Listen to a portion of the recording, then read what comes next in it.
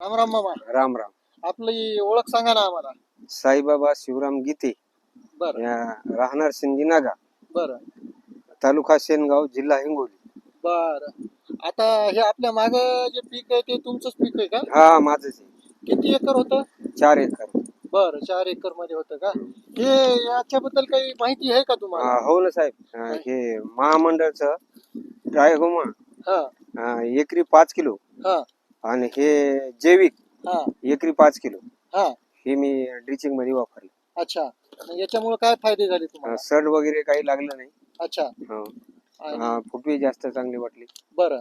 आणि तुमची हळदीचं उत्पादन आता ही कच्ची हळद तुम्हाला एकरी किती झाली असेल अंदाजे? एकरी आता हे 160 क्विंटल 160 क्विंटल बरं वाळून 40 क्विंटल होऊन जाईल. बरं. तुमचा परिचय द्या ना आम्हाला. मी प्रभुपा जिरवणकर, मूळ शेनगावचा आहे. हा आणि मागे 30 वर्षापासून महाबीचा वितरक आहे मी. बरं हा. आणि बऱ्याच दिवसापासून मी ट्रायकोडर्मा महाजैविक सुद्धा आपण विकतोय. हा आणि यांना आपण दिले त्यावेळेस बरं. ऑगस्टच्या सेकंड वीकला दिलेले.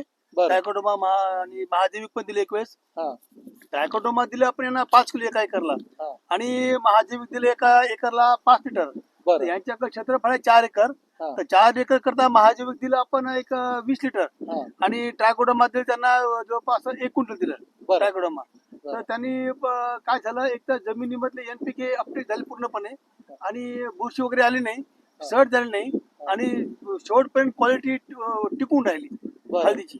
बरं. या तुमच्या भागातील इतर काही शेतकरी या प्रोडक्टची मागणी करतायत का? वापरलं इतर लोकांना सुद्धा वापरलेलं आहे.